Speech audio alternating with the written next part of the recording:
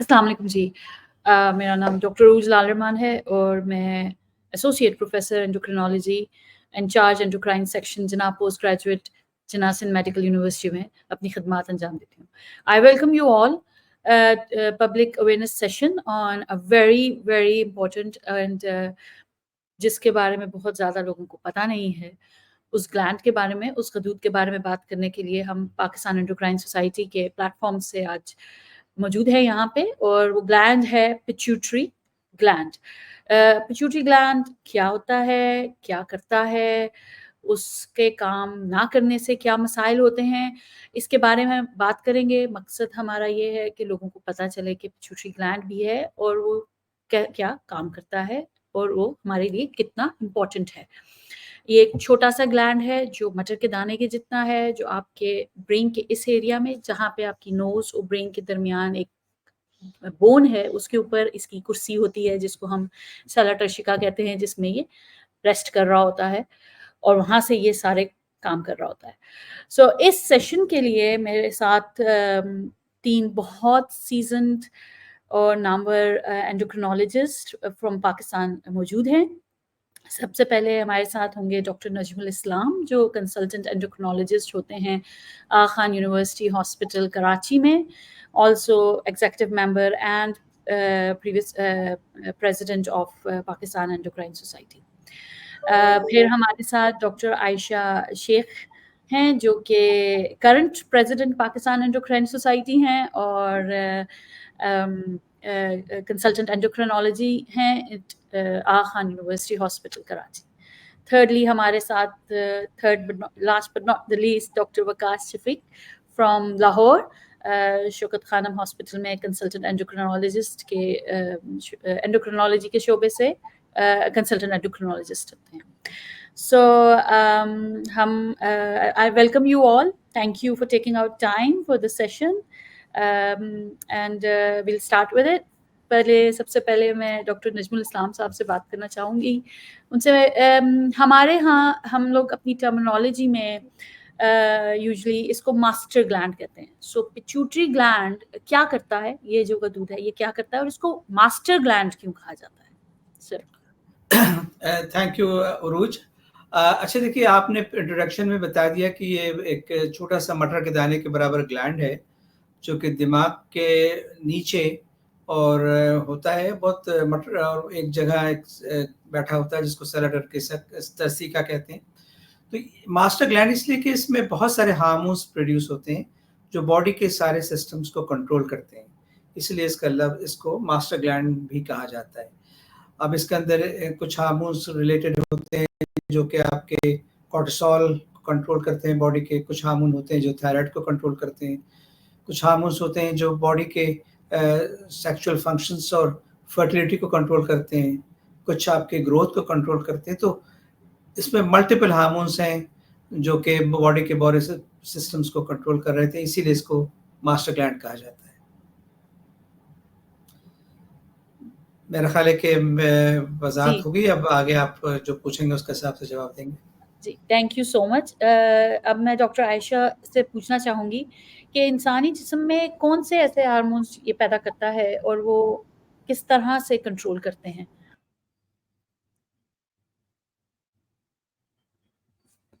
Doctor Ayesha, आप mute हैं। शुक्रिया डॉक्टर उरूज आपके क्वेश्चन का, और I am really grateful to professor Najmul Islam जिन्होंने अपनी बहुत मसरूफियत के बावजूद इस सेशन के लिए टाइम दिया। पिट्यूटरी ग्लैंड को अगर हम ब्रॉडली ये कहें तो वो 2 हिस्सों में मुनक़सिम है। एक एंटीरियर पिट्यूटरी ग्लैंड है और एक पोस्टीरियर पिट्यूटरी है। एंटीरियर पिट्यूटरी ग्लैंड के अंदर जो हमारे पास वो वाले हार्मोन्स जो कि जिस्म के बाकी हार्मोन्स को कंट्रोल कर रहे हैं वो मुख्तलिफ हैं। एक वो हार्मोन है जो कि थायराइड ग्लैंड की हार्मोन प्रोडक्शन को कंट्रोल करता है कि थायराइड हार्मोन किस मिकदार में बनने हैं, वहाँ से वो सिग्नल देता है। इसके अलावा ACTH है एक हार्मोन जो कि हमारा जो एड्रिनल ग्लैंड है, जो कि गुर्दे के ऊपर एक मामूली सा छोटा सा गदूद है एड्रिनल ग्लैंड, जो कि ऑल्दो साइज में बहुत छोटा है लेकिन काम उसके बहुत इंपॉर्टेंट कर रहा है।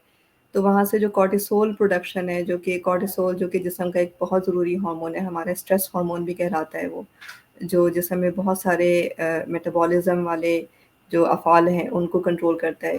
उसका जो कंट्रोल है एड्रिनल ग्लैंड का वो ACTH के ज़रिए होता है जो कि पिट्यूटरी ग्लैंड पैदा कर रहे हैं। इसके अलावा जो दूसरे हार्मोन्स हैं उनमें ग्रोथ हार्मोन है जो कि ग्रोथ हार्मोन का ख़ास तौर पे ताल्लुक उस टाइम पे आ जाता है जब इंसान की नशो-नुमा का जो वक़्त है उसमें ग्रोथ हार्मोन बहुत ज़रूरी है।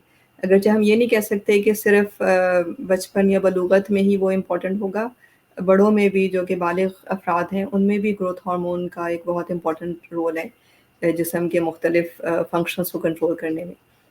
इसके अलावा प्रोलैक्टिन का हार्मोन आ जाता है जो कि आम हालात में तो उसकी जो अहमियत है वो जब माँ अपने बच्चे को दूध पिला रही है उस टाइम पर वो ज़्यादा अहमियत आ जाती है, लेकिन यही प्रोलैक्टिन का लेवल अगर बढ़ जाए जिस्म में एक ख़ास मिकदार से ज़्यादा आम हालात में जो कि इस सिचुएशन में अमूमन होता है कि पिट्यूटरी में कोई छोटी-सी गिल्टी बन गई, जो कि प्रोलैक्टिन पैदा करने वाली गिल्टी है, तो उससे बहुत मुख्तलिफ़ किस्म की अलामात पैदा होती हैं जो इंशाल्लाह हम आगे प्रोग्राम में डिस्कस भी करेंगे। तो वो वाला एक हार्मोन है।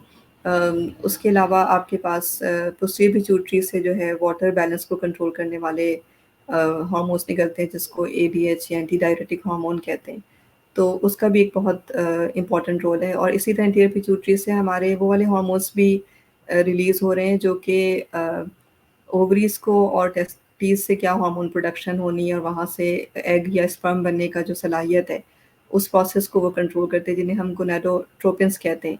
और उनकी अगर किसी वजह से कमी हो रही है किसी भी वजह से तो वो फिर वो वाला पूरा सिस्टम मुतासिर होता है। यानी आप ये समझ लें कि जिस्म के जो हमारे मेजर ग्लैंड्स हैं, थायरॉइड हो गया, एड्रिनल ग्लैंड हो गया, गोनेड्स हो गए, उन सब का कंट्रोल जो मास्टर ग्लैंड जिस तरह आपने भी कहा और प्रोफेसर नजम ने भी कहा कि ये मास्टर ग्लैंड है जो कि ऑर्डर देगा कि जी ये हार्मोन इतनी मिकदार में पैदा होना है, इस ऑर्गन को ये काम करना है, अब हमारे हार्मोन की ज़रूरत पूरी हो गई है और अब हार्मोन शट डाउन हो जाना है। तो वो पूरा एक कुदरत ने अल्लाह ताला ने एक पूरा फीडबैक लूप रखा हुआ है कि अगर जैसे फ़र्ज़ करें थायराइड ग्लैंड में से हार्मोन प्रोडक्शन हमारी ज़रूरत के मुताबिक हो रही है जिस्म में, लेकिन अगर एक ख़ास स्टेज पे जाके पिट्यूटरी को ये मैसेज गया कि नहीं अभी हमें मज़ीद हार्मोन की ज़रूरत नहीं है, जितना है मौजूद वो काफ़ी है, तो वहाँ से अपनी हार्मोन प्रोडक्शन जो मास्टर ग्लैंड का हार्मोन है जो कि सिग्नल दे रहा है थायराइड ग्लैंड को, उसमें वो कमी भी कर देगा। तो ये है ये पूरा एक बहुत फ़ाइन बैलेंस में यानी एक बहुत तवाज़ुन है जिसमें ये सारी चीज़ें चल रही हैं नॉर्मल हालात में, जिससे हमारे जिस्म के बहुत सारे फ़ंक्शन और ये बहुत ज़रूरी हार्मोन्स हैं जिस्म के जो कि जिस्म के बहुत सारे मुख्तलिफ़ अफ़आल को कंट्रोल कर रहे हैं। और इसलिए पिट्यूटरी ग्लैंड की सेहत का सही होना बहुत ज़रूरी हो जाता है। शुक्रिया। Thank you doctor Ayesha, thank you, बड़ा अच्छा एलैबोरेटिव आंसर। अब मैं डॉक्टर वकास से क्वेश्चन करना चाहूँगी कि जैसे डॉक्टर आयशा ने अभी कुछ हार्मोन्स बताए जो पिट्यूटरी ग्लैंड के होते हैं, सो ये किस तरह से इंटरैक्ट कर रहे होते हैं, जैसे थायराइड है या एड्रीनल है, उसके साथ ACTH है, TSH, ये मुख्तलिफ हार्मोन्स हैं। सो ये क्या कैसे इंटरैक्ट हो रहा होता है इनका, क्या चल रहा होता है, कुछ इस फीडबैक पे बात करें। चलें, थैंक यू डॉक्टर अरूज। जैसे कि डॉक्टर नजम और डॉक्टर आयशा ने काफ़ी डिटेल में इसके बारे में बात की है कि पिट्यूटरी ग्लैंड हमारा एक तरह से हेडक्वार्टर है। बॉडी के अंदर डिफरेंट ग्लैंड्स हैं और हर ग्लैंड का एक अपना फंक्शन है और उन ग्लैंड्स को जो कंट्रोल कर रहा है, जो मास्टर जो कंट्रोल कर रहा है वो है पिट्यूटरी और वो कंट्रोल करता है डिफरेंट मैकेनिज्म से। मिसाल के तौर पे अगर एक ग्लैंड है जैसे थायराइड है, अगर वो बॉडी में इनफ नहीं बना रही, अगर हमारी बॉडी की, क्योंकि हमारी बॉडी की रिक्वायरमेंट डिफरेंट होती रहती हैं दिन ब दिन और different stage of the life, एक बच्चे में डिफरेंट होगी, एडल्ट में डिफरेंट होगी और different stage of life different days में डिफरेंट है। अब वो जो ग्लैंड्स हैं जो हमारा थायराइड बना रहा है उसको रेगुलेट करना कि आइदर जितनी बॉडी की रिक्वायरमेंट है क्या उसको वो मैच कर रहा है कि नहीं कर रहा, उसको कंट्रोल करता है pituitary by sending the messenger. जैसे TSH एक मैसेंजर है, जब हमारी बॉडी में हम कम बना रहे हैं, थायराइड ग्लैंड कम बना रहा है तो वो मैसेंजर की अमाउंट बढ़ जाएगी और जब हम ज्यादा बना रहे हैं तो वो कम हो जाएगी। इसी तरह जितनी भी ग्लैंड्स हैं जो हमारी बॉडी में चल रही हैं, थायराइड है, एड्रीनल है, टेस्टिस, ओवरीज, इन सबको पिट्यूटरी ग्लैंड अपने एजेंट्स कह लें या अपने मैकेनिज्म के थ्रू उसको कंट्रोल कर रहा होता है। सिग्नल्स सिग्नल्स के जरिए।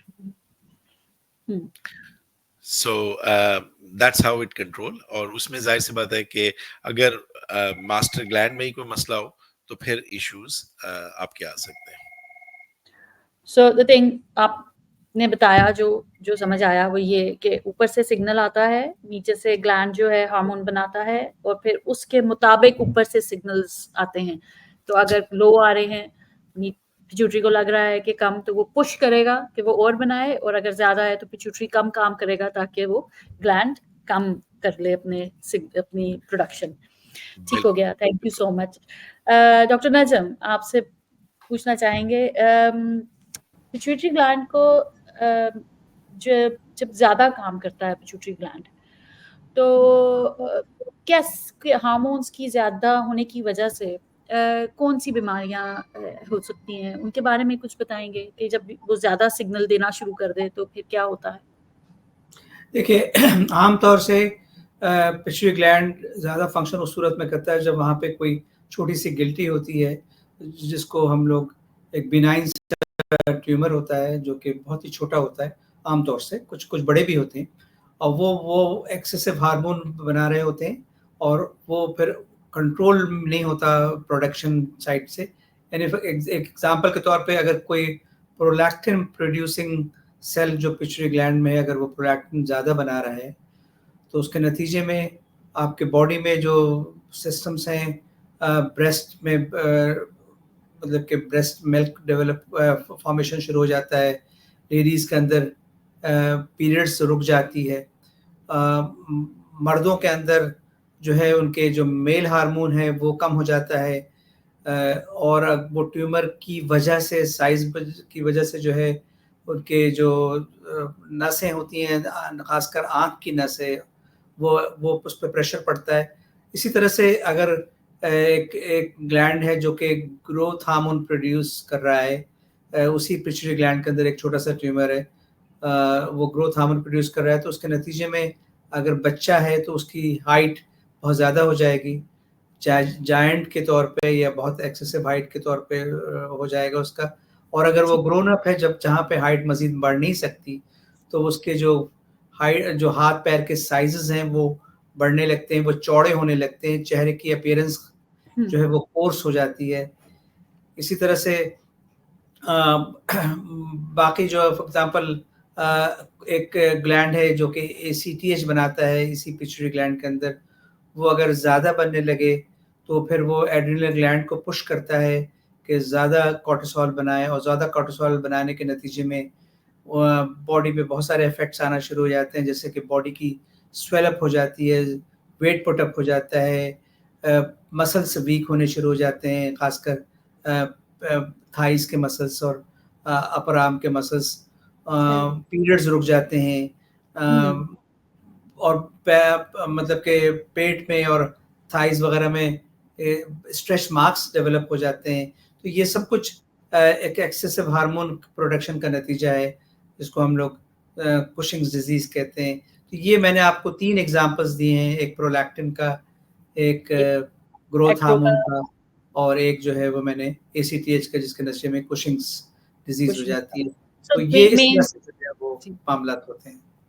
बिल्कुल, ये 3 मेन बड़े डिसऑर्डर्स हैं जो कॉमनली हमें देखने को मिलते हैं जब पिट्यूटरी ग्लैंड की इन्वॉल्वमेंट होती है। Thank you so much sir. चलें अब डॉक्टर आयशा से पूछेंगे कि जो पिट्यूटरी ग्लैंड की जब प्रॉब्लम होती है तो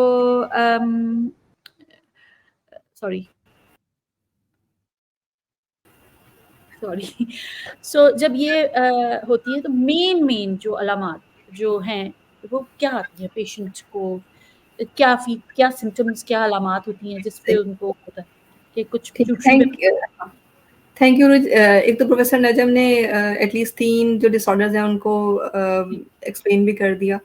पिट्यूटरी का अगर हम थोड़ा सा इस तरह से समझ लें कि बाज़ दफ़ा इस तरह की सिचुएशन होगी जिसमें उसमें हार्मोन की ज़्यादती होने लगेगी, यानी जिस तरह सर ने कुशिंग्स का बताया कि ACTH अगर ज़्यादा प्रोड्यूस हो रहा है, कि पिट्यूटरी में ट्यूमर है जिसने ACTH ज़्यादा प्रोडक्शन शुरू कर दी, तो उसकी वजह से क्या अलामात आएंगे। प्रोलैक्टिन सिक्रेटिंग ट्यूमर अगर बन गया, प्रोलैक्टिन बढ़ रहा है, उससे क्या अलामात आएंगे, या एक्रोमेगैली यानी ग्रोथ हार्मोन पैदा करने वाला ट्यूमर अगर बन गया तो उससे क्या अलामात आएँगे। उसके अलावा कुछ अलामात हार्मोन डेफिशिएंसी की भी हो सकती हैं और इसी तरह कुछ अलामात फ़क़त उस ट्यूमर की वजह से हो सकती हैं, क्योंकि पिट्यूटरी का जिस तरह आपने शुरू में बताया कि उसकी जो सीट है पिट्यूटरी की सेलर टर्शिका जहाँ पे वो बैठा हुआ है, वहाँ पे अगर वो एक बड़ा ट्यूमर बन जाता है तो वो क्या करेगा। तो पहले हम बात कर लेते हैं हार्मोन एक्सेस की। प्रोफेसर नजम ने 3 हार्मोन्स का ज़िक्र ऑलरेडी कर दिया। अगर जिस तरह हमने थायराइड का ज़िक्र किया था कि अगर थायराइड का कंट्रोल करने वाला हार्मोन ऊपर से TSH उसकी मिकदार बढ़ रही है ट्यूमर की वजह से, तो उसमें एक्सपेक्टेड ये होगा कि इंसान का वज़न गिर रहा होगा और उसके दिल की धड़कन तेज़ होगी, जो हाइपरथायराइडिज्म वाले फीचर्स होते हैं। ऑल्दो ये बहुत अनकॉमन है, यानी पिट्यूटरी के मेन ट्यूमर्स वही हैं जो प्रोफेसर नजम ने ज़िक्र किए।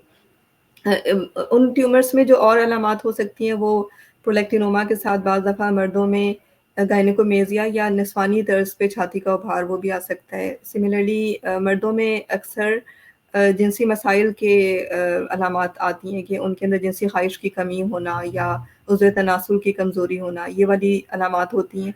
और बहुत दफ़ा ये होता है कि लोग इन सिम्पटम्स को इग्नोर कर रहे होते हैं, वो जल्दी रिपोर्ट नहीं करते हैं डॉक्टर के पास और उससे डिले होता है। इसी तरह दोनों जेंडर्स में, यानी अगर हम मेल्स या फीमेल्स कहें, बांझपन की भी वजह बाज़ दफ़ा पिट्यूटरी के मसाइल हो सकते हैं। यानी बांझपन की ऑल्दो वजूहात बहुत सारी हैं, लेकिन उनमें से पिट्यूटरी डिसऑर्डर्स के हार्मोन्स की कमी या ज़्यादती वजह बन सकती है। अब आ जाते हैं दूसरी चीज़ कि अगर ट्यूमर इस तरह का है साइज़ का कि वो हार्मोन जो मतलब बात हो सकता है कि एक ट्यूमर का साइज़ इतना बड़ा हो गया कि जो नॉर्मल पिट्यूटरी के ट्यूमर के सेल्स हैं, उसको वो काम नहीं सही तरह करने देना, उसके ऊपर दबाव डाल रहे हैं नॉर्मल ट्यूमर जो नॉर्मल सेल्स के ऊपर, इसकी वजह से हार्मोन्स नहीं बन रहे हैं प्रॉपर।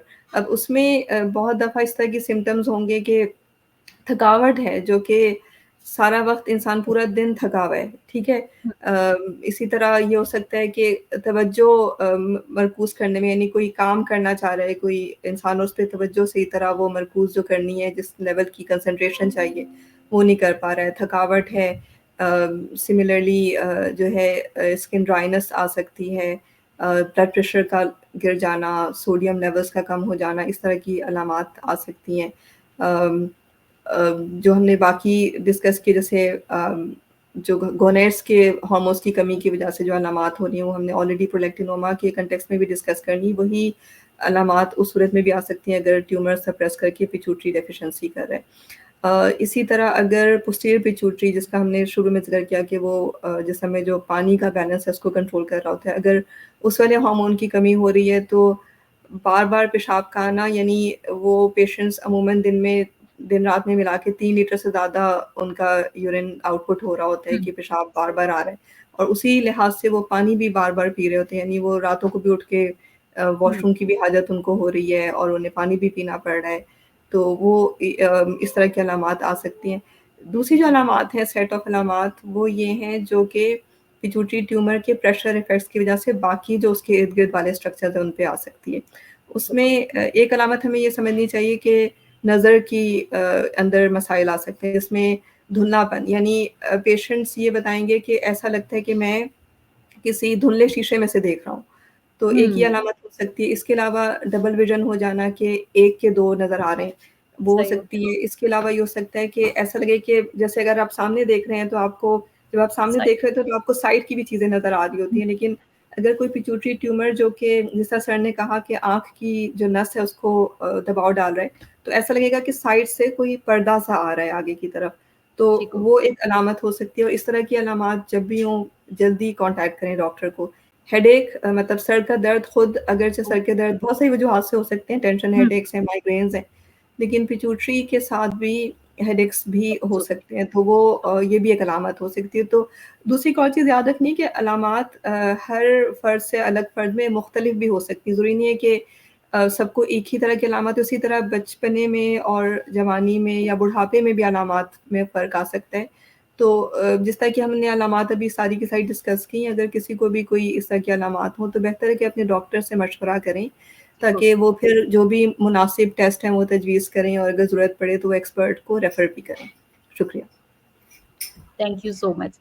तो जो एक बहुत इम्पोर्टेंट बात जो ड्राइव करते हैं लोग, उनके लिए है, या बाइक चला रहे होते हैं उनके लिए है कि दे स्टार्ट हैविंग एक्सीडेंट्स साइडों से स्क्रैच हो रही है गाड़ी और ये बहुत इंपॉर्टेंट है कि ये क्यों हो रहा है, बिकॉज ड्राइव करते हुए आपका पूरा 180 तक का आपका विजन क्लियर होना चाहिए। सो वो प्रेशर इफेक्ट की वजह से होता है। ये वेरी इंपॉर्टेंट पर्टिनेंट चीज़ है जो पूछनी भी चाहिए और पेशेंट्स को पता भी हो।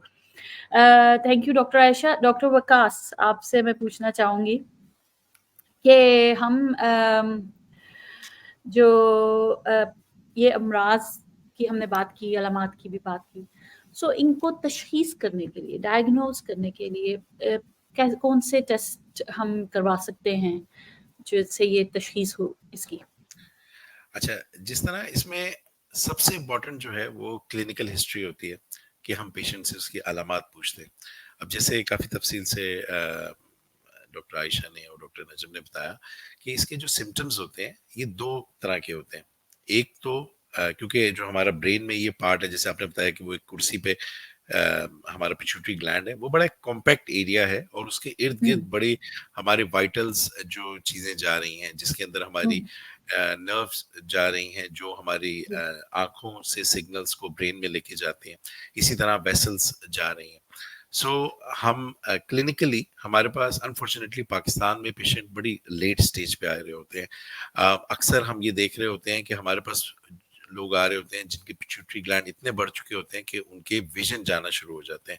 हालांकि द बेस्ट तो आपके पास ये हो कि पेशेंट अर्ली आए, क्योंकि विजन अगर एक मरतबा खराब होना शुरू हो जाए तो हमारा टाइम लाइन कम होना शुरू हो जाता है, क्योंकि वो अगर डिलेड प्रेजेंटेशन हो तो उसकी वजह से कुछ लॉस परमानेंट हो जाता है।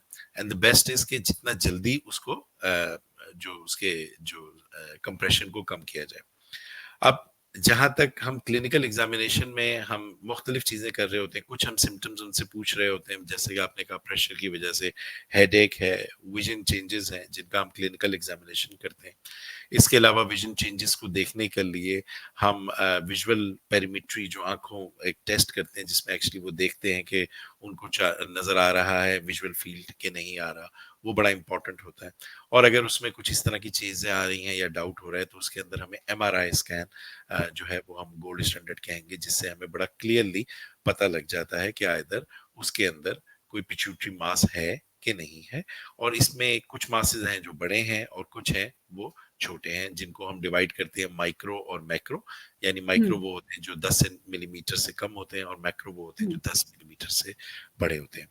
तो ये तो बात हो गई उनकी प्रेशर इफेक्ट्स की वजह से या उनकी प्रेजेंस की वजह से।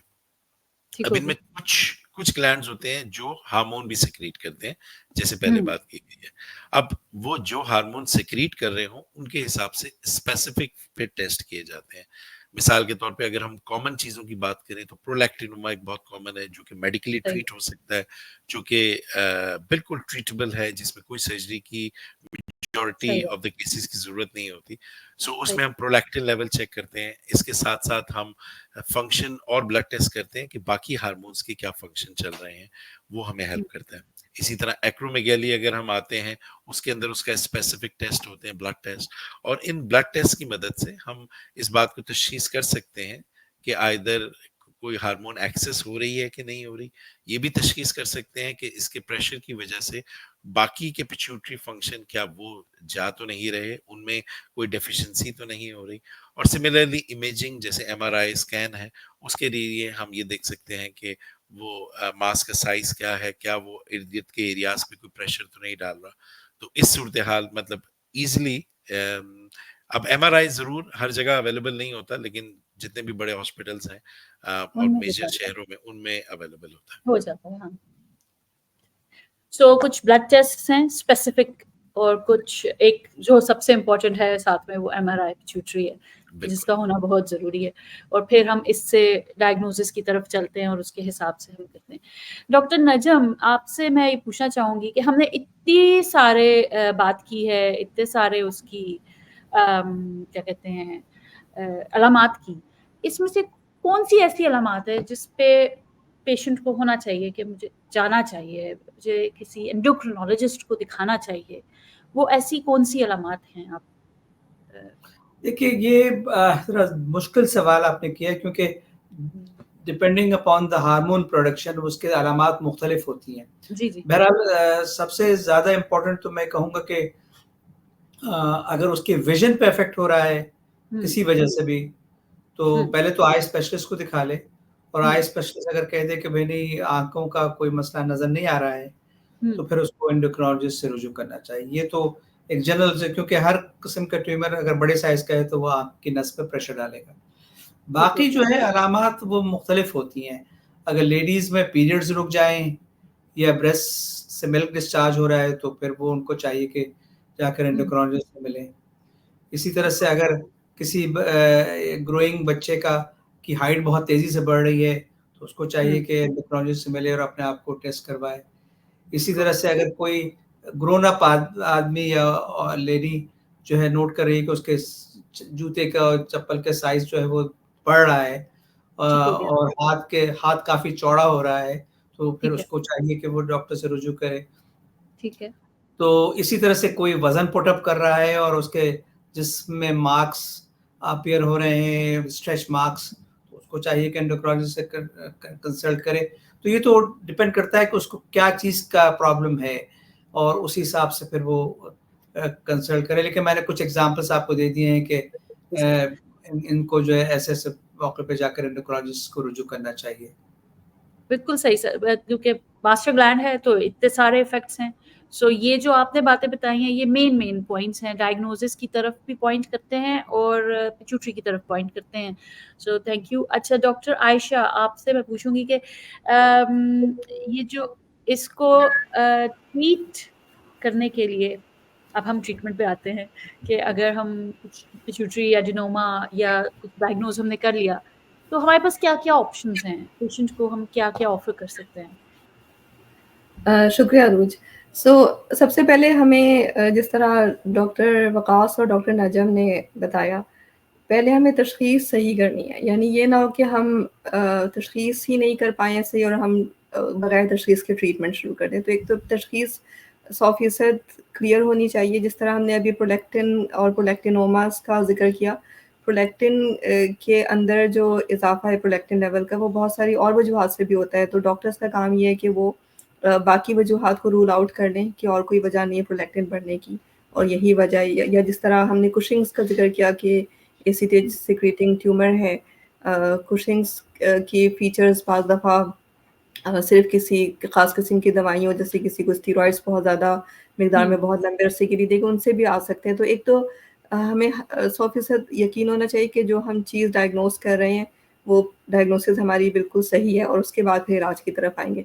अब इलाज भी चूँकि बात वही है कि पिट्यूटरी मास्टर ग्लैंड है, तो हर किस्म की जो हार्मोन प्रोडक्शन वाले ट्यूमर्स हैं, उनका हुँ, इलाज भी इलाज भी थोड़ा-सा मुख्तलिफ होगा दूसरे हार्मोन प्रोड्यूसिंग ट्यूमर से। इसी तरह अगर कोई वहाँ पे ऐसा ट्यूमर बैठा हुआ है जो कि असल में हार्मोन कोई भी नहीं पैदा कर रहा, तो हुँ, उसका हुँ, भी इलाज मुख्तलिफ होगा बाकी ट्यूमर से। अब जिस तरह हमने कुशिंग्स का ज़िक्र किया या एक्रोमेगाली जो कि ग्रोथ हार्मोन पैदा करने वाले ट्यूमर्स हैं, एसीटीएस पैदा करने वाले ट्यूमर्स हैं, ये वो ट्यूमर्स हैं जिनको सर्जिकली रिमूव करना ज़रूरी हो जाता है, इसलिए क्योंकि इन हार्मोन्स का अगर ज़्यादती लंबे अरसे तक रहेगी तो उसकी वजह से ख़ास तौर पे बहुत सारे ऑल्दो मसाइल होते हैं, लेकिन दिल के ऊपर भी प्रेशर पड़ रहा होता है और दिल के मसाइल होने का भी ख़तरा होता है। तो इनको हमें जल्दी ट्रीट करना है, तो इनको सर्जरी करके और फिर उसके बाद देखा जाता है कि अगर सर्जरी के बाद भी ट्यूमर कुछ बाकी बच गया, तो क्या उसकी हम शॉक के ज़रिए या रेडिएशन के ज़रिए इलाज करेंगे या हमें कोई मेडिकल ट्रीटमेंट्स भी देंगे। अब आ जाते हैं प्रोलैक्टिनोमास की तरफ, जो प्रोलैक्टिन पैदा करने वाले ट्यूमर्स हैं, वो अमूमन मेडिकल ट्रीटमेंट को बहुत अच्छा रिस्पॉन्ड कर जाते हैं। तो प्रोलैक्टिनोमा के लिए मेडिकल ट्रीटमेंट्स बहुत अच्छी मौजूद हैं और इवन ऐसे प्रोलैक्टिनोमास जो कि बड़े साइज़ के हो गए, जिन्होंने आँख की नस को दबाना भी शुरू कर दिया, बहुत दफ़ा ये देखने में आया कि आपने दवाइयाँ शुरू की और उससे बहुत जल्दी रिस्पॉन्स आ गया। लेकिन उसमें भी फिर वही आ जाता है कि हर प्रोलैक्टिनोमा हो सकता है कि मेडिकल ट्रीटमेंट को रिस्पॉन्ड ना करे या पेशेंट किसी वजह से दवाई को बर्दाश्त ना कर पा रहा हो कि उसको साइड इफ़ेक्ट ज़्यादा आ रहे हैं। और हुँ, उसमें भी फिर वही बात है कि इनफरादियत होगी, कोई लोग रिस्पॉन्ड कर जाएँगे बहुत अच्छा, कुछ नहीं करेंगे। तो अगर नहीं कर रहे हैं तो सर्जरी भी कंसिडर की जा सकती है। बाकी जो रेयर ट्यूमर्स हैं जैसे टीएसएच-ओमास हैं कि टीएसएच पैदा करने वाले ट्यूमर्स या गोनाडोट्रोपिन वाले ट्यूमर्स, उनमें भी अमूमन सर्जरी ही फर्स्ट लाइन ट्रीटमेंट है कि सर्जरी की और अगर ट्यूमर बच गया है बाकी तो आप उसके लिए कुछ मेडिकल ट्रीटमेंट जो हम ग्रोथ हार्मोन वाली ट्रीटमेंट्स हैं या कुशिंग्स या गोनाडोट्रोपिन वाली ट्रीटमेंट्स, उसमें बाज़ दफ़ा इंजेक्टेबल्स हैं जो कि इस्तेमाल किए जाते हैं और फिर शॉल के ज़रिए इलाज। दूसरा फिर वो वाले ट्यूमर्स आ जाते हैं जो कि नॉन फंक्शनिंग एडिनोमास हैं कि वो हार्मोन्स खुद पैदा नहीं कर रहे लेकिन उनका साइज़ कितना है वो फिर देखा जाता है। अगर साइज़ जो है वो इतना नहीं अभी बढ़ा है कि वो जाके आँख की नस को प्रेशर डाल रहे हो या इर्द-गिर्द वाले स्ट्रक्चर्स पे प्रेशर डाल रहे हैं, तो अभी उनको ऑब्ज़र्व भी किया जा सकता है कि आपने कुछ-कुछ ज़माने बाद जैसे 6 महीने में एमआरआई करवा लिया और वो भी अगर सही है तो आपने साल में करवा लिया एमआरआई, हार्मोन्स के टेस्ट करके देख लिए कि यकीन कर लें कि ठीक है ये हार्मोन ज़्यादा पैदा करने वाला ट्यूमर नहीं है। इसी तरह फिर पोस्टीरियर पिट्यूटरी की हमने बात की कि पोस्टीरियर पिट्यूटरी की अगर हार्मोन की कमी आ गई है तो उसका भी पहले कन्फर्मेशन ज़रूरी है कि उस हार्मोन की कमी है और उसके लिए एक इम्पॉर्टेंट टेस्ट होता है, वाटर डेप्रिवेशन टेस्ट कहलाता है, जिसको करके कंफर्म किया जाता है कि उस हार्मोन की कमी है और फिर उसके लिए भी दवाइयाँ भी हैं, कुछ नेज़ल स्प्रेज़ भी बाज़ जगहों पे इस्तेमाल होते हैं जिनसे इंसान की क्वालिटी ऑफ लाइफ भी बहुत अच्छी हो जाती है। और उसमें जब पोस्टीरियर पिट्यूटरी की इन्वॉल्वमेंट हो तो अमूमन वो पिट्यूटरी ट्यूमर नहीं होता है जो कि पोस्टीरियर पिट्यूटरी को जाके डैमेज कर रहा होता है। अमूमन पोस्टीरियर पिट्यूटरी के अपने मसाइल होते हैं जिनमें हमारे यहाँ जैसे टीबी बहुत कॉमन है जो कि पोस्टीरियर पिट्यूटरी को डैमेज कर सकती है या और कोई बीमारियाँ होती हैं जिनको इन्वेस्टिगेट करना ज़रूरी हो जाता है, तो वो आपकी जो हेल्थ केयर टीम है मेनली वही देखेगी कि हमें किस हद तक जाना है और क्या करना है। तो इन द एंड वही है कि समराइज़ मैं इसको इसी तरह करूँगी कि जो ट्यूमर जिस सेल लाइन से रिलेटेड है उसके लिहाज से उसका इलाज तजवीज़ किया जाएगा और उसमें फिर ट्रीटमेंट सर्जरी भी हो सकती है, मेडिकल ट्रीटमेंट भी हो सकती है, शॉक के ज़रिए इलाज भी हो सकता है और वो आपकी हेल्थ केयर टीम डिसाइड करेगी। और अमूमन हमारे जितने भी सेंटर्स हैं वहाँ पे पिट्यूटरी से रिलेटेड जो मसाइल होते हैं उसके लिए पूरी एक टीम मिल के फ़ैसला करती है जिसमें एंडोक्रिनोलॉजिस्ट भी बैठते हैं, न्यूरोसर्जन्स भी बैठते हैं, रेडियोलॉजिस्ट भी बैठते हैं, रेडिएशन ऑन्कोलॉजिस्ट भी बैठते हैं और वो सब मिल के एक फ़ैसला करते हैं किसी पेशेंट के लिए जब भी कोई कॉम्प्लेक्स पेशेंट आए। तो जिसका मतलब है कि मतलब मकसद यही होता है कि पेशेंट को जितना फ़ायदा मिल सके, उसकी बीमारी जितना क्योर हो सके और उसकी क्वालिटी ऑफ लाइफ जितनी बेहतर हो सके, उसकी तरफ कोशिश की जाए। शुक्रिया। Thank you, very comprehensive. So procedures, neurosurgical procedures हैं, मेडिकल थेरेपी है, रेडियोथेरेपी है, रेडियो सर्जरी है। तो जैसे डॉक्टर आयशा ने कहा कि मेडिकल प्रोसीजर न्यूरोसर्जिकल प्रोसीजर्स हैं, तो हम ज़रा उस पे बात करते हैं क्योंकि सर्जरी के नाम से सुन के ही पेशेंट परेशान होने लगता है। तो मैं डॉक्टर वकास से पूछना चाहूँगी कि क्या रोल है और कैसे रिजल्ट्स, थोड़ा सा न्यूरोसर्जिकल प्रोसीजर्स पे बात करें प्लीज। अच्छा, सो इसमें जैसे आयशा ने कहा कि डिपेंडिंग अपॉन के क्या है, जैसे प्रोलैक्टिनोमा में मेडिकल मैनेजमेंट होती है, बाकी ज्यादातर के अंदर हमारी कुछ में हम ऑब्जर्व करते हैं अगर वो बहुत ही स्मॉल है और कुछ सेक्रीट नहीं कर रहा, और ज्यादातर में हम न्यूरोसर्जरी की तरफ जाते हैं। अब न्यूरोसर्जरी में बहुत एडवांसमेंट आ चुके हैं दुनिया में, और जो मेजॉरिटी अब न्यूरोसर्जरी होती है वो होती है थ्रू द नोज, कि जहाँ पे वो नोज के जरिए जाते हैं। क्योंकि जैसे हमने बात की थी कि जो पिट्यूटरी ग्लैंड का जो एरिया है वो हमारे नोज से पीछे एक जगह होती है स्फेनॉइड साइनस, और उसके ऊपर वो मौजूद होता है। सो जो अप्रोच अब ज्यादातर केसेस में, एक्सेप्शनल केसेस में अभी भी ट्रांसक्रेनियल होती है, जिसमें वो जो मेजर सर के ऊपर से करते हैं, लेकिन मेजॉरिटी केसेस के अंदर क्योंकि अब टेक्निक्स नई आ चुकी हैं, नए नए इंस्ट्रूमेंट आ चुके हैं, सो वो नोज के थ्रू होती है, नोज के थ्रू स्कोप जाता है and then they look there, उसमें माइक्रोस्कोप के जरिए देखकर, और वहां से उसको जो ट्यूमर को होता है उसको रिमूव करते हैं। तो दैट्स द मेन ट्रीटमेंट, जो ट्रांसस्फेनॉइडल रिसेक्शन ऑफ पिट्यूटरी ट्यूमर हम उसको कहते हैं। और जैसे आयशा ने कहा, ये जो डिसीजन होता है कि व्हाट ऑप्शन शुड कंसिडर, कि क्या ऑप्शन करना चाहिए, आइदर कि हमें सर्जरी करनी चाहिए या क्या नाम है इसको ऑब्जर्व करना चाहिए या मेडिकल ट्रीटमेंट है, ये कंबाइंड डिसीजन होना चाहिए, जिसके अंदर न्यूरोसर्जन्स, एंडोक्रिनोलॉजिस्ट, रेडियोलॉजिस्ट और रेडिएशन ऑन्कोलॉजी वाले मौजूद हो, प्लस पेशेंट, क्योंकि हर पेशेंट की सर्कमस्टेंस भी डिफरेंट होती है। सो वो हम उनको कंबाइंड डिसीजन लेकर वो कर सकते हैं। और with the advancement things have improve, चीजें बहुत इम्प्रूव हो चुकी हैं। और इसमें जो सबसे इम्पोर्टेंट बात हम हमेशा ये कहते हैं कि सही न्यूरोसर्जन का इंतखाब इसमें सबसे इम्पोर्टेंट पार्ट है, क्योंकि अगर वो सही, इसमें सही सर्जरी, क्योंकि हमारे यहाँ बहुत सारा हम यहाँ देख रहे होते हैं कि लोग प्रोलैक्टिनोमा की भी सर्जरी कर रहे होते हैं, जो कि एक्चुअल में कभी भी सर्जरी उसकी नहीं करनी चाहिए, उसकी मेडिकल ट्रीटमेंट करनी चाहिए।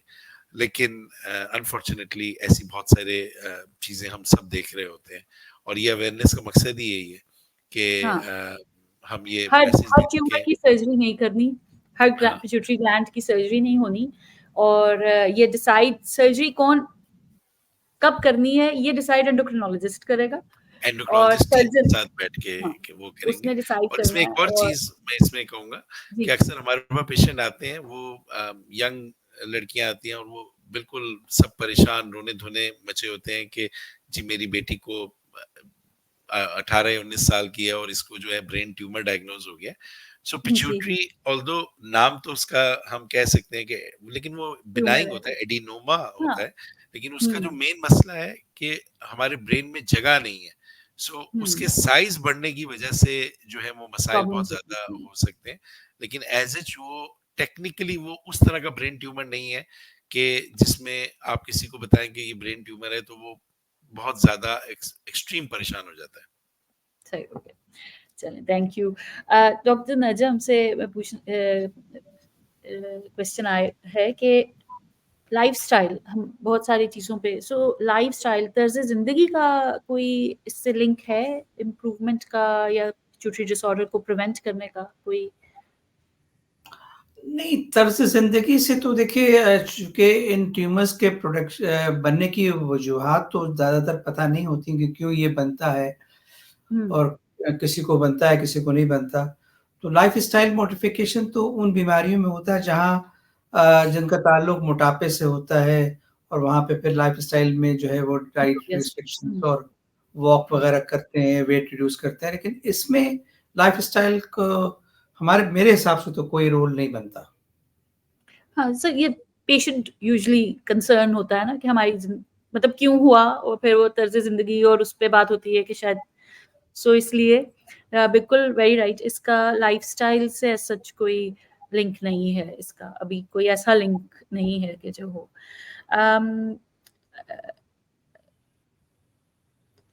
ओके, सो डॉक्टर आयशा, हमने जो ट्रीटमेंट की बात की उसमें हम कोई हार्मोन्स भी देने पड़ते हैं, इस ग्लैंड की बीमारी हो तो कुछ हमें खुद से देना होता है ट्रीटमेंट में? बहुत शुक्रिया रूज इस सवाल का। जिस तरह हमने शुरू में जब अलामात का तस्करा किया कि एक सेट ऑफ अलामात वो होंगी जो कि पिट्यूटरी हार्मोन की डेफिशिएंसी या पिट्यूटरी हार्मोन्स की कमी की वजह से हो रही होंगी, और जिस तरह हमने ये ज़िक्र किया कि पिट्यूटरी ग्लैंड जो कि मास्टर ग्लैंड है, वहीं से सिग्नल थायराइड ग्लैंड को भी जा रहा है, वहीं से सिग्नल एड्रिनल ग्लैंड को भी जा रहा है, और वहीं से सिग्नल ओवरीज या टेस्टिस को भी जा रहा है हार्मोन प्रोडक्शन के लिए। तो अब हार्मोन्स अगर कमी है उनकी तो उनकी रिप्लेसमेंट ज़रूरी है, और इसमें ये हमें देखना है कि कौन-कौन से हार्मोन्स कम है, यानी वो आपके टेस्ट जो हमने पहले टेस्ट भी ज़िक्र किए, उनके ज़रिए पता चल जाएगा कि कौन से हार्मोन्स की कमी है।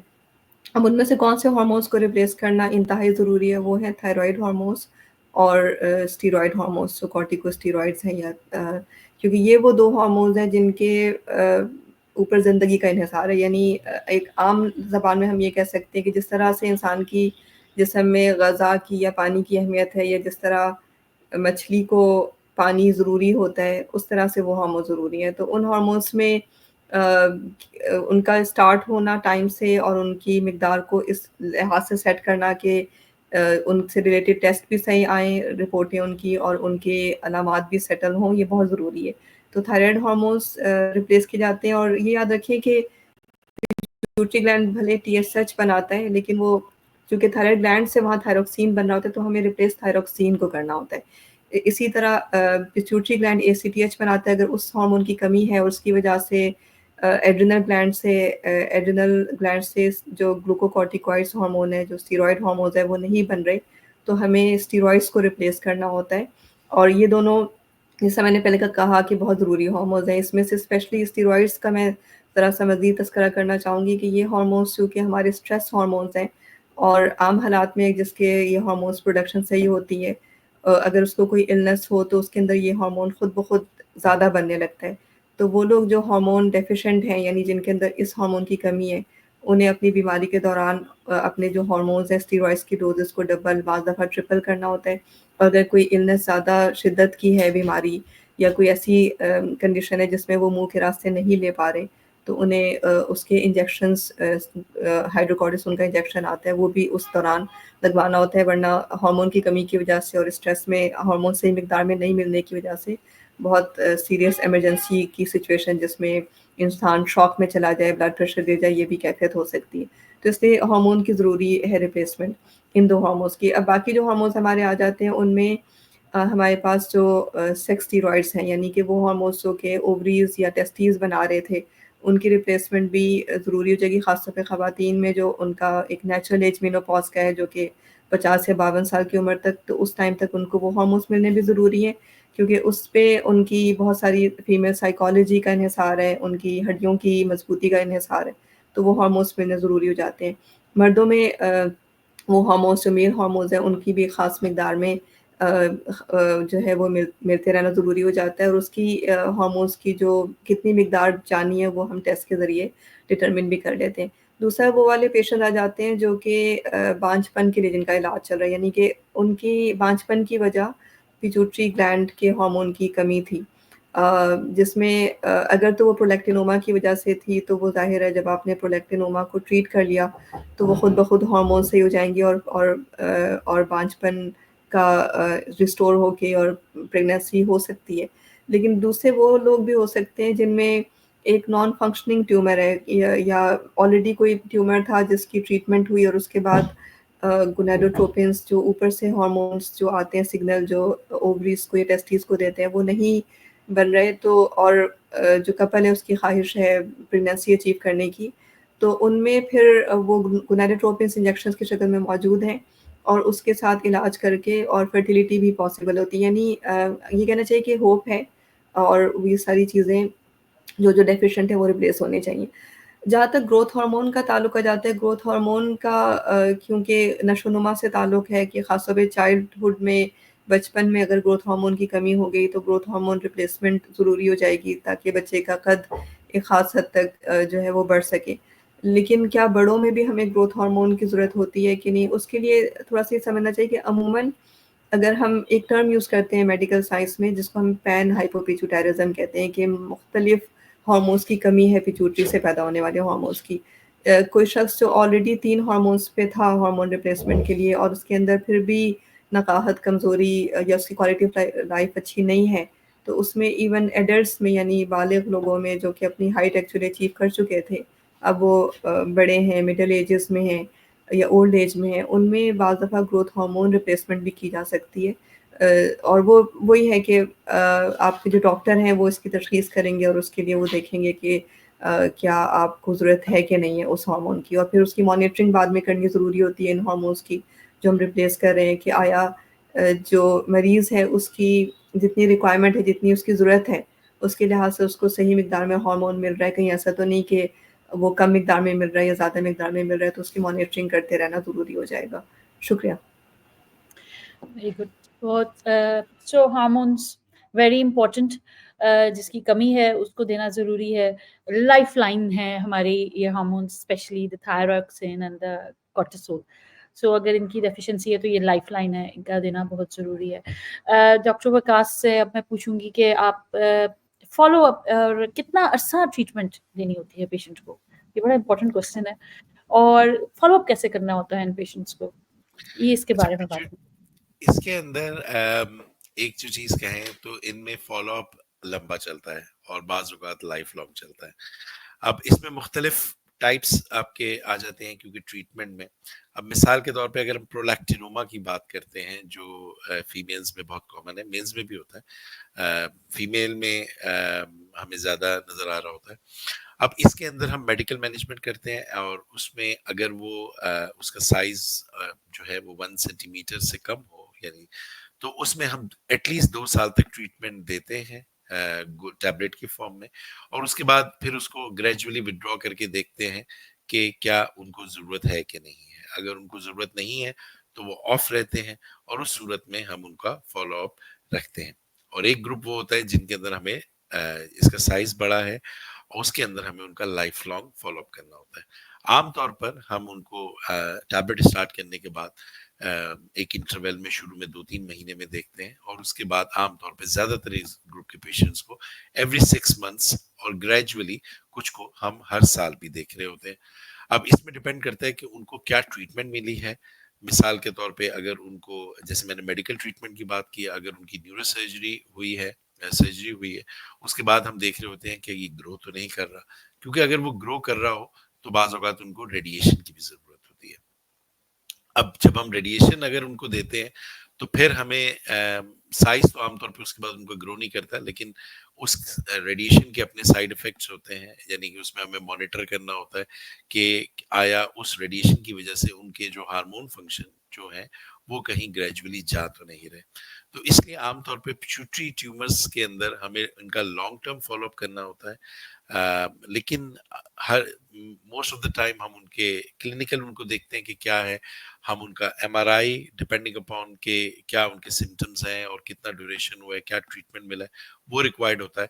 और अगर दूसरा हम उनके हार्मोन फंक्शन चेक करते हैं, आइदर इसको देखने के लिए कि कहीं कोई डेफिशिएंसी तो नहीं है, या फिर ये देखने के लिए कि कहीं वो ओवर प्रोड्यूस कर रहे हैं तो क्या वो ओवर प्रोडक्शन वापस तो नहीं आ गई। सो इनका लॉन्ग टर्म फॉलोअप है, दैट्स वन थिंग। ये एक चीज है जिसमें इनको लाइफ लॉन्ग ये आमतौर पे मेजॉरिटी का चाहिए होता है।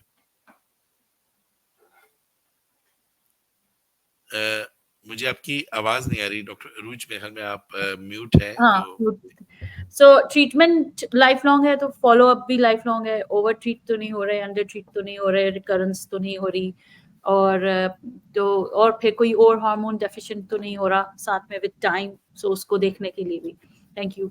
डॉक्टर नजम, आपसे सवाल है कि हमने बात की इतनी सारी पिट्यूटरी पे, लेकिन हम जो मेन बात है वो वजूहात और मेडिसिन। पेशेंट कहता है कि मैंने कोई दवाई खाई उसकी वजह से तो नहीं, या कोई दवाइयाँ ले रहा होता है तो वो उनको लिंक कर रहा होता है। सो आप इसकी वजूहात के ऊपर थोड़ा सा बताएंगे? देखिए, जैसे मैंने पहले एक सवाल के जवाब में आपको बताया था कि ज़्यादातर इनकी वजूहात का पता नहीं है। जैसे प्रोलैक्टिन का मैं एग्जांपल दे दूं कि प्रोलैक्टिन बाज़ दफ़ा बढ़ जाता है, वो कुछ दवाइयों के नतीजे में भी बढ़ जाता है। जो कि साइकियाट्रिक रिलेटेड मेडिकेशंस हैं, कुछ उल्टी की मेडिकेशंस हैं, उनसे भी बढ़ जाता है। तो वो एक छोटा-सा पोर्शन है जो दवा बंद करने से वो नॉर्मल हो जाता है। लेकिन बाय एंड लार्ज ज़्यादातर जो एक्सेस प्रोडक्शन होता है ट्यूमर का, या तो उसकी वजह नहीं पता होती, क्यों होता है। मतलब कि कुछ जेनेटिक सिंड्रोम्स होते हैं जिसके अंदर ये होता है, लेकिन वो बहुत रेयर होते हैं। वो फैमिली में रन करते हैं, लेकिन वो बहुत रेयर चीज़ होती है। ज़्यादातर जो है वो अननोन रीज़न्स की वजह से ये चीज़ें डेवलप होती हैं। ना पेशेंट की किसी ख़ास चीज़ के करने और ना करने का नतीजा नहीं होती, बल्कि हो जाती है। बस जैसे कि बहुत सारी बीमारियों का हमें पता है कि भई होती है, लेकिन क्यों होती है इसका भी हमें नहीं इल्म होता। तो इसी तरह से पिट्यूटरी ग्लैंड में भी ऐसा है कि बहुत सारी चीज़ों का स्टेरॉइड्स का कोई रोल, स्टेरॉइड्स का ऑपरेशन? देखिए, स्टेरॉइड से लेने से तो ये ट्यूमर तो नहीं डेवलप होता, लेकिन स्टेरॉइड्स मुस्तकिल लेने से या जो कुशिंग्स डिजीज से मुमासलत वाला एक कैफियत प्रोड्यूस हो सकती है, जिसको आइट्रोजेनिक कुशिंग्स कहते हैं। यानी बाहर की दवाइयों के नतीजे में ये अलामात डेवलप होती हैं।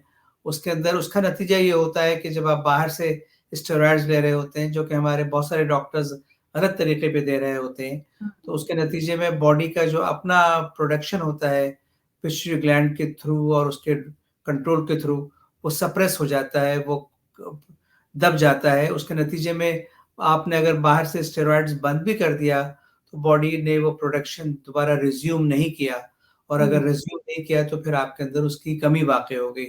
ऐसी सूरत में फिर जब तक कि वो आपका पिट्यूटरी ग्लैंड उसके कंट्रोल उसका प्रोडक्शन बहाल नहीं हो जाएगा उस लाइन का, उस वक्त तक आपको स्टेरॉयड बाहर से देना पड़ेगा टू रिप्लेस इट। तो ये वो कैफियत है जिसका डायरेक्ट ताल्लुक तो नहीं है, ये बाहर स्टेरॉइड्स के नतीजे में उसका इम्पैक्ट मिमिक करती है पिट्यूटरी की डिजीज को, मिमिक करेगा। सो जी। हमें बहुत केयरफुली स्टेरॉइड्स भी लेना। सर हाँ। आप बताएं कि हमें इसको डायग्नोज करने में, इसके बारे हमें क्या रुकावट या मुश्किलात होती हैं, इसको तशखीस में कौन सी रुकावटें फेस आप जो बाहर से स्टेरॉइड्स देकर जो बीमारी होती है उसकी बात कर रही हैं? नहीं, ओवरऑल पिट्यूटरी के तशखीस देखिए, करने में हमें क्या मुश्किलात पेश आती हैं, देखिए मुश्किलात तो चैलेंजेस पेश आती है कि सबसे पहले हार्मोनल टेस्ट जो है वो हर जगह अवेलेबल नहीं होता। बिल्कुल ये एक थोड़ा-सा ये हार्मोनल टेस्ट निस्बतन कॉस्टली होते हैं आम टेस्टों से, एक जी, दूसरी बिल्कुल। वजह होती है। तीसरी चीज़ ये कि अक्सर जब एक दफ़ा हम टेस्ट के में आता है कि भई ये हार्मोन का प्रॉब्लम है और पिट्यूटरी ग्लैंड में प्रॉब्लम है, तो फिर हम एमआरआई पे जाते हैं। अब एमआरआई के लिए जो है एमआरआई एक अव्वल तो एमआरआई मशीन हर जगह नहीं होती, बड़े-बड़े सेंटर्स में होती है और फिर वो काफ़ी कॉस्टली होती है एमआरआई कराना जो है ना। जी, जी। और क्वालिटी का भी ताल्लुक होता है, अगर अच्छी क्वालिटी का एमआरआई नहीं किया जाएगा, तो उसमें चीज़ की सही तरह से डिलिनेशन नहीं हो पाती और सही तरह से तशख़ीस नहीं हो पाती। तो ये वो प्रॉब्लम्स होते हैं। फिर जो है इसके इलाज की तरफ आइए तो वहाँ पे मसले पैदा होते हैं कि भई पिट्यूटरी सर्जन चाहिए, अच्छा पिट्यूटरी सर्जन चाहिए, जिसके रिज़ल्ट्स भी अच्छे हों। देखिए न्यूरोसर्जन तो हर आदमी करने को तैयार हो जाएगा पिट्यूटरी ऑपरेशन, लेकिन उसका जो रिज़ल्ट है वो अच्छा नहीं होगा। तो ज़रूरी है कि जब ये तशख़ीस हो जाए तो आप एक सही न्यूरोसर्जन के पास भेजें जो कि बेसिकली पिट्यूटरी सर्जन हो, यानी वो पिट्यूटरी ग्लैंड पे ऑपरेट करने का एक्सपीरियंस माहिर, रखता हो। ठीक है। तो ये फिर उसके बाद चौथे मरहले पे जो कुछ रह जाता है और जिसके लिए हमें शॉओं का इलाज करना पड़ता है, उसके लिए भी मुख्तलिफ़ किस्म की शॉएँ दी जाती हैं। एक ट्रेडिशनल या कन्वेंशनल रेडिएशन होती है, उसका इस्तेमाल निस्बतन पिट्यूटरी ग्लैंड में कम होता है और जो लोकलाइज़्ड या फ़ोकस्ड रेडिएशन होती है, वो ज़्यादा इम्पोर्टेंट होती है, ज़्यादा रिलेवेंट होती है पिट्यूटरी ग्लैंड के ट्रीटमेंट में। उसके सेंटर्स लिमिटेड हैं, जैसे हमारे कराची में साइबर नाइफ है जिन्ना अस्पताल में, इसी तरह से गामा नाइफ है, मुख्तलिफ सेंटर्स हैं। तो जी। ये सेंटर्स बहुत लिमिटेड हैं पूरे पाकिस्तान के अंदर। तो लिहाज़ा तो ये वो और मुश्किलात कॉस्टली, पेश आती हैं हमें जी, जी। इस बीमारी की तशख़ीस और इलाज में। पेशेंट्स भी देर कर देते हैं आने में, ग्लैंड बड़ा कर देते हैं जब तक आते हैं, समझ पड़ती है। हाँ, तो सो उसमें कुछ कसूर हमारे डॉक्टरों का भी होता है क्योंकि जी, पेशेंट्स तो पहले अवेयरनेस। डॉक्टर के पास जाते हैं और हुँ, डॉक्टर जो है वो अगर वो पिकअप नहीं करेंगे, तो वो रेलेवेंट स्पेशलिस्ट के पास भेजेंगे भी नहीं, जी, जी। तो इस तरह से डिले हो जाती है। ठीक है। Thank you so much. Doctor Ayesha, so doctors pituitary gland की अवेयरनेस के बारे में क्या कर सकते हैं? किस तरह से हम क्या किरदार अदा किया जा सकता है इस अवेयरनेस को क्रिएट करने के लिए? अच्छा, थैंक यू रूज। क्वेश्चन थोड़ा-सा मुश्किल है, मैं ये कहूँगी, क्योंकि पिट्यूटरी और उसके डिसऑर्डर्स वो एक एरिया है मेडिसिन का, जिसको उसका एक्सपर्ट जितना समझ सकता है, बाकी लोग शायद उनसे इतना तवक्को भी नहीं रखनी चाहिए कि वो बहुत ज़्यादा समझेंगे। लेकिन जिस तरह हम कॉमन सिम्पटम्स को समझें और उसके लिहाज से उसको प्रॉपर रेफ़र कर दें टाइमली, डॉक्टर्स कैंप पे ये इम्पोर्टेंट होगा।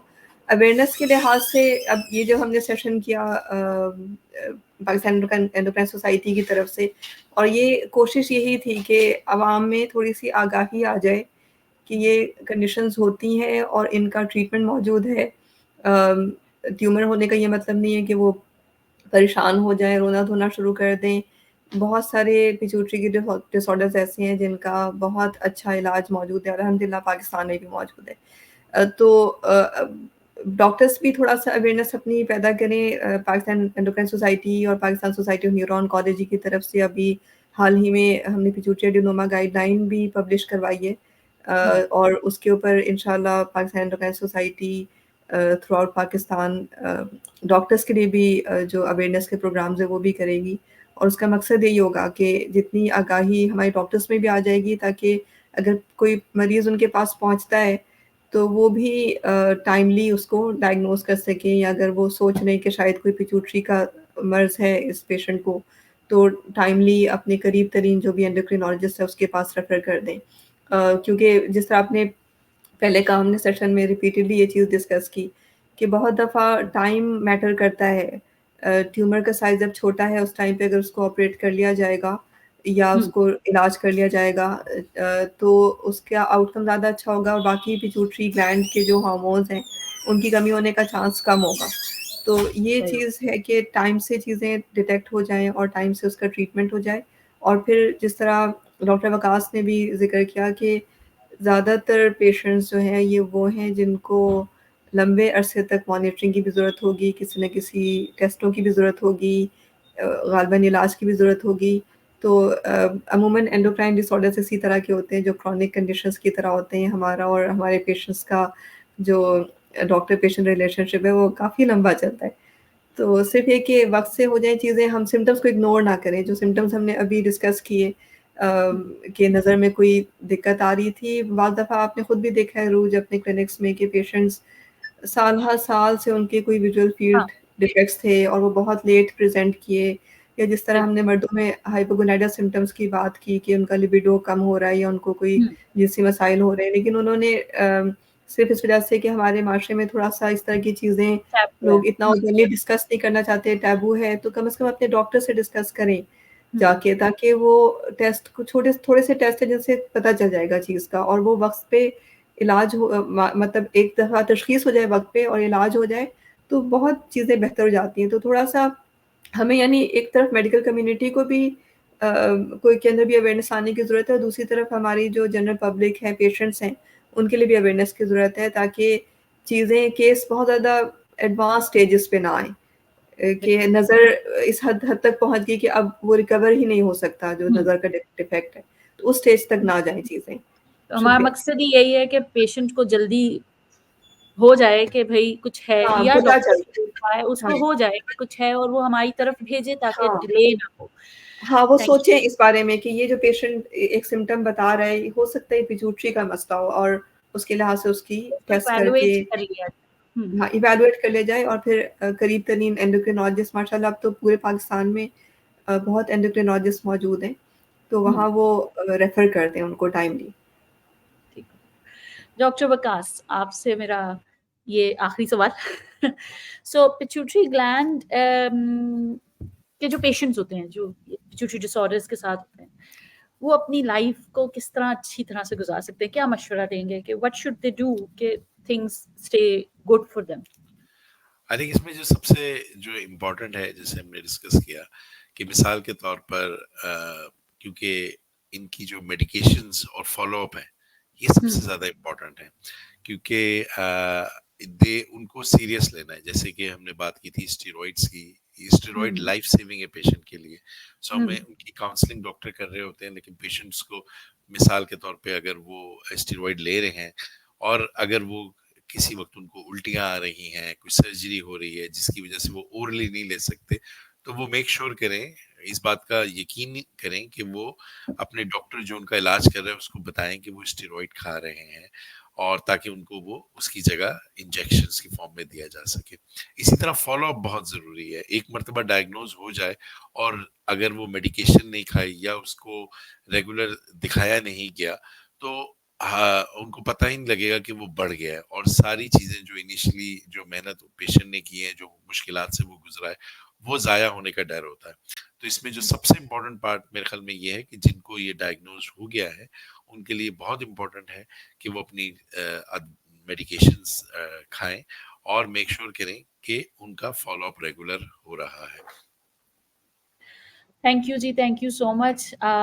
Thank you, Dr. Najam. Thank you, Dr. Aisha, for taking out time and coming here. And अपना आपने बहुत valuable information. I hope कि लोगों को कुछ पता चल गया होगा कि पिट्यूटरी ग्लैंड क्या होता है, क्या कर सकता है, हम इसको आगे कैसे लेके चलते हैं और क्या-क्या चीज़ें इम्पोर्टेंट हैं। सो जो हमने कुछ चीज़ें समझी हैं इससे, वो ये कि कुछ अलामात जिनको बिल्कुल इग्नोर नहीं करना है कि मुतवातर किस्म का कोई हेडेक है जो कि होए चले जा रहा है और ठीक नहीं होता है। विज़न बड़ी इम्पोर्टेंट है, सो विज़न में कोई मसला है, एक्सीडेंट्स हो रहे हैं या नज़र ख़राब हो रही है। और जो बहुत सा एक इम्पोर्टेंट चीज़ है वो है सेक्सुअल हेल्थ जो होती है, जो जिस पे हम बात नहीं करते.